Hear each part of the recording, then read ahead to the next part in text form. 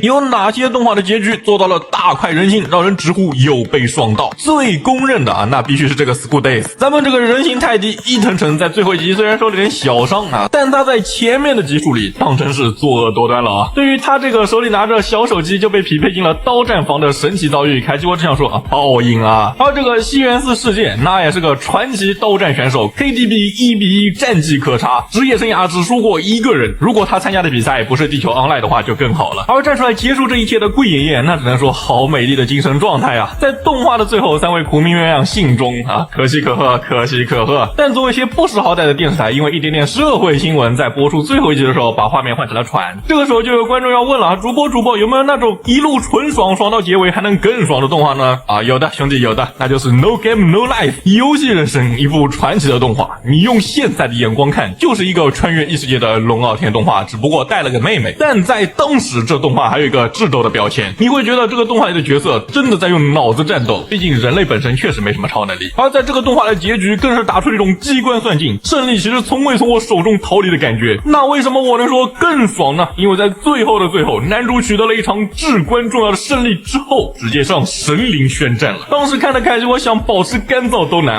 但是吧，这个动画它就停在这儿了，以至于在现在都2025年了，大伙儿还都在愚人节发游戏人生要出第二季了。这可是一个2014年的动画，11年了。那么有没有已经完结了的同时结局还很爽的动画呢？也是有的，比如这款《我的青春恋爱物语》果然有问题。第一季的结局，当年这个长难剧标题现在读起来一点都不吃力。听到凯基这个回答之后，周围的听众纷纷打来热线电话质问爽点在哪儿？别急你听我给你吹大伙儿第一次看春雾的时候是怎么想的那种带入男主的感觉是不是一种鬼这简直就是我，恨不得把这个青春是谎言的长篇大论直接摘抄到自己的空间里，整天在那重复温柔的人对所有人都很温柔凯老师采访一下，你是怎么这么清楚的呢？